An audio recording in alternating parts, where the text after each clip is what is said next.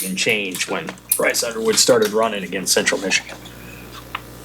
I think it changes a little bit. Obviously, the quarterbacks that move out of the pocket are a little bit of a concern, but we saw that in week one. We made our adjustments, both schematically and just philosophically. So I think we're going to be a little bit more prepared for that element of the game in terms of how we call the game, how we approach that player, and each player is different. The quarterback for Cincinnati had really a history of being a runner, and when you watch number 19, he is a pro-style drop-back quarterback with enough athleticism to get out of there, but he wants to be a pro quarterback that's going to sit in the pocket and throw the football and make reads. So similar players, but different in their own way. How much of his run is more scramble versus, say, design run? I had 2 design runs. 7 of them were undesigned. I could be wrong. I'm not in their offensive meetings, but it looked to me like 6 or 7 of those runs were him taking off after undisciplined pass rush lanes or a play breaking down, which that's just standard operating procedure. Most quarterbacks are going to scramble in those situations. He obviously had that quarterback counter where he scored a touchdown, and then I think he had a zone read where he pulled it and the defensive end tackled him. Other than that, it was him making some plays with his feet outside of the framework. What do you see from their guys on the outside? Your DBs have been so good at containing really anything down the field. How do Michigan's wideouts stack up with what you've seen so far this year? I think they have a nice collection of guys, whether it's number 1, number 0, number 4. They're tight ends, 17, 44. They all present some problems for us, both on the inside and the outside. We're stepping into Big Ten play. No disrespect to the previous teams we've played, but the competition level is going to increase. We understand that. The challenges are going to increase, but our approach isn't going to change.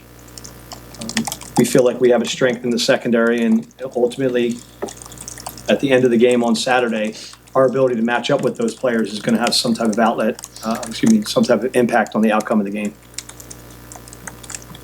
Is that secondary? I mean, it's statistically lights out. Is it playing about like you expected this year? Is this about what you envisioned? That's what we'd hoped. When I got here last year, I know I was a secondary coach last year, but there were different systematically. There was a lot of how they were coached in the past was look at the quarterback, have their eyes in the backfield, see a lot, and that's how they approached it. And it took some time for me to adjust that. And then obviously, as I took over as coordinator, my background in coaching the secondary is to take a very collective and disciplined, eye-disciplined approach. When we're playing man coverage, we're looking at our man. When we're playing match coverage, we're looking at our match. Like, we're not looking at the quarterback. In order to defend the pass, you have to defend the receivers, and the quarterback comes second.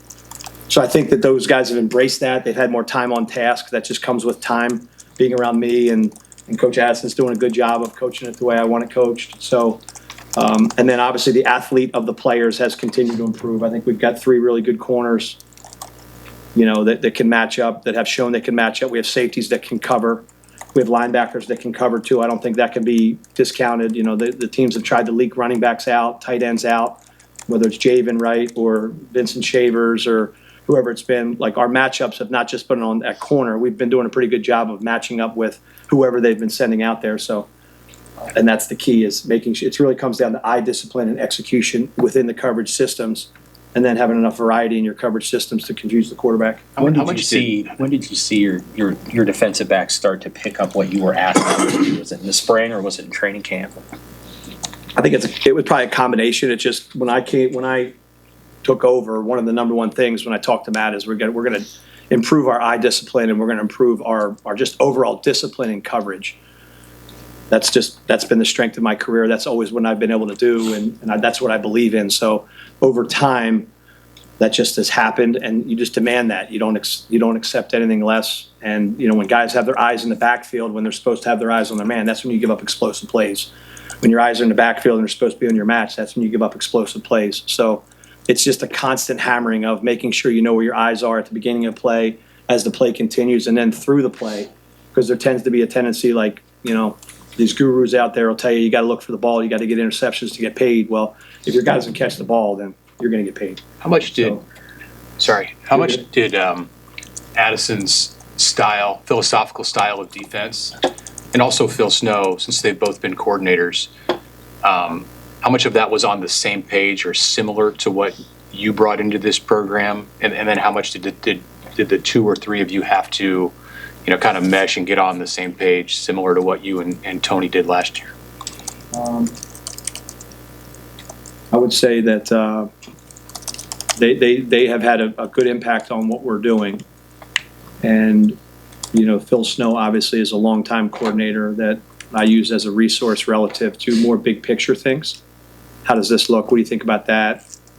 Do you have any general concerns, self-scout oriented? But as far as what we're doing on defense, we're doing what we think is best as we move forward. And then Addison's just been a great addition in terms of, he's been a perfect guy for me to work with. Our personalities are very different, but that is what I was looking for, more so somebody that could kind of bounce off of me as opposed to doing it exactly like I ask. And he's been good in that regard and been able to communicate the message to the room that I wanted to continue. So like the play against maybe like the USC game last year where they hit the big one, was that an example of guys watching the quarterback instead of watching their man? You're talking about the deep over route on the crossing route? Maybe, but that's the pass. What have you seen just from their running game and how they'll challenge you? And are they pretty similar to what they have been the previous years when Harbaugh was there, or have they kind of changed up how they attack the run game? Yeah, they present a lot of problems in the run game formationally. The biggest thing is their back is legit. Number 22 is a good, strong runner that breaks tackles. He runs hard, runs physical. They present you with problems formationally, not only just how they formation the run game, whether they're putting extra bodies or big surfaces or all of their motions that are attached to the run game. And then the running back sees it so he can find his creases. If you look at their explosives through the year, I think already their running back, number 22, has 6 or 7 runs over 20 yards that have had huge impacts on the games. Mexico game broke a couple runs that kind of broke the game open. Had a 75-yard run against Oklahoma that really was the majority of their offense. So their run game and then their play actions and their bootlegs off the run game are their bread and butter. That's a pro-style offense that's going to set you up with trying to force you to maximize your box count to defend the run so that they can take some shots over the top of you. And we've got to do a good job of defending that run game, playing with good eye discipline so nobody can get behind us and we don't give up any explosive plays in the run game, but also in the pass game because we're overcommitting to the run. I know the competition goes up, but have you seen the usefulness for this D-line the last couple of weeks just in the day-to-day of getting better? Yeah, I think that, when I stand up here and say that the heart and soul of your defense is your D-line, I believe that. And so we have to, it's great that we have the luxury of having the secondary players that we have that can hold up on the outside, but how this defense goes is going to be dictated by how well our front plays, both in terms of how they play and the impact that they have on the game. So part of that is the effort, the physicality, the execution, but also as part of it is we've got to help them with how we're designing the movements, how we're designing the fronts, how we're attacking what we think the weaknesses of their offense are. We're not just going out there and saying, hey, this is what we do and we hope it works. We have a very pointed approach to the players we're attacking on their offense. It's not just about, the secondary, the skill players. Like there's certain players on everybody's offensive line that we want to go after. So we have to go do a good job of identifying those people and executing those systems and then getting our D-line to continue just to believe in themselves with their level of physicality and how much they can impact the game. And I think you're starting to see that. You guys have also scored points on defense each of the last 2 weeks, and I think Matt mentioned a stat the other day, like elite teams tend to score like 8 to 10 times a year or something on defense. Have you seen guys embrace that part too, not just getting stops, but changing the game like that? Well, the whole point of defense is getting the ball back to the offense as quickly as possible. So you're trying to get a 3 and out, you're trying to get a takeaway, or you're trying to take away the ball and score. So anytime you can do that, whether it's the safety against Akron or whether it's the scoop and score touchdown last week, we have a sign on our wall up there. There's 1998 maybe it was, Florida State scored 12 defensive touchdowns, which is incredible. And I think in 2000 and at one point the Huskers had 10, which is insane. 10 defensive touchdowns. So, I think anytime we can impact the game in that way, whether it's taking the ball away and giving our offense a short field like we did in the Cincinnati game, where it's scoring on defense like we have in the previous two games. Our job is to impact the game in any way we can, and we have to put pressure on the other team's offense to force them into mistakes, and then we got to capitalize on those mistakes. Speaking of the scoop and score, how fired up were you for Williams to get that touchdown? Yeah, that was great, and he made it look so natural. He's such a great athlete. He picked the ball up like it was a little orange. Got those giant hands, and then he was just kind of casually jogging down. And I'm like, yo, bro, you better pick it up. That guy's going to – I asked him if he knew who Leon Lett was, because obviously there's that famous clip from way back when, and he looked at me like, Leon Lett? What are you talking about, bro? But, that just shows him. That was effortless in terms of – obviously a great job by Riley. We practice that every single day. Every Tuesday and Wednesday we practice taking the ball away from the quarterback as a blitzer, as a pass rusher. Riley executed that to perfection. And then we work on scooping and scoring with Coach Snow. He has a scoop and score drill where everybody goes through it as a circuit, and Will executed that, flawlessly. So excited for anybody that makes a big play like that, because I asked them when they do that to make you feel good, and they all say yes. So I'm trying to get them to do that as much as possible so they can feel better. And so can I. With Underwood, how much more creative can you Excuse get? me, I'm sorry. How much more creative can you get going against a true freshman quarterback that has only 3 games under his belt? Experience is key in football. Experience is key in life. So the more he sees in games, the better he's going to be down the line. It's our job. We've got to stop the run and put them into advantage situations for us where we can then affect him.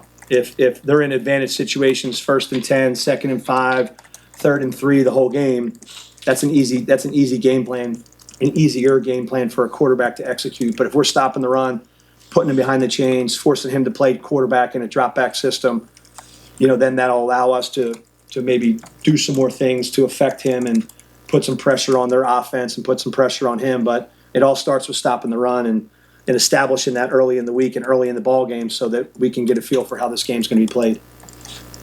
Good. Thanks, Coach. Thank you all.